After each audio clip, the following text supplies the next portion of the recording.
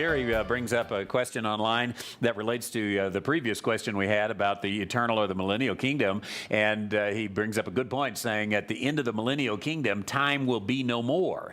And that is a very good, it is a good point in which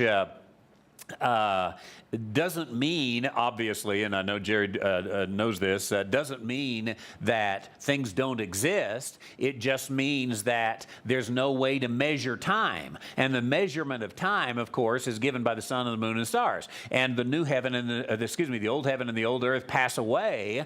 And when they pass away, the sun and the moon are given to govern the day and the night and for seasons and signs and all this. And it's going to be eternally daylight. So there's no way to measure time. There's nothing there. We're in a world of literally of eternity, and so there is not that there. And so it is, of course, certainly an eternal kingdom that goes from there. Thank you.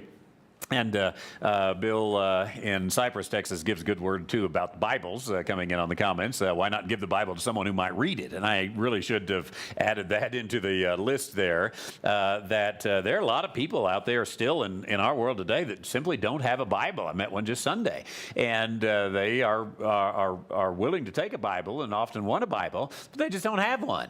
And as you know, a good Bible is an expensive investment. And by the way, you're planning for the most part on buying a Bible that you're going to use for 20 or 30 years.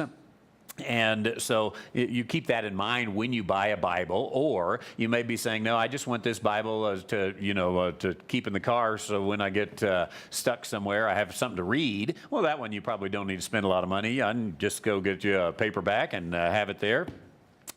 But many of these Bibles, there's someone out there who might want to read it. I might add to that question. Respectfully, don't just give it to the church, as Brenda said earlier. And the reason is the church has boxes of Bibles that are often not even in good enough shape that you would give to someone else. There are old paperback versions. I'll tell you, in my church anyway, what you find is old torn up paperback versions of the NIV. And I wouldn't give someone an NIV Bible or a Good News for Modern Man Bible. So what do you do with it? I think out of respect, you probably bury it or burn it. Very good question. Jerry says, I got rid of a family Bible passed down, a KJV Masonic Bible, which I'd kept it for research and historical purposes. Didn't want to confuse any family members by having it around. And this is a good point that I've seen some of these KJV Masonic Bibles, and I won't get into the issue of Masonry, but there is some interesting history in there. I'm sure that not all of it is correct.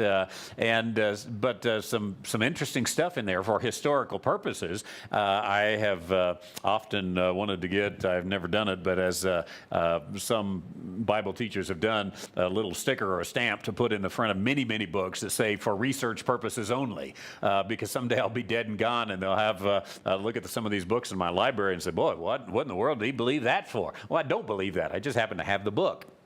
Great question there. Thank you, comment, Jerry. I appreciate that.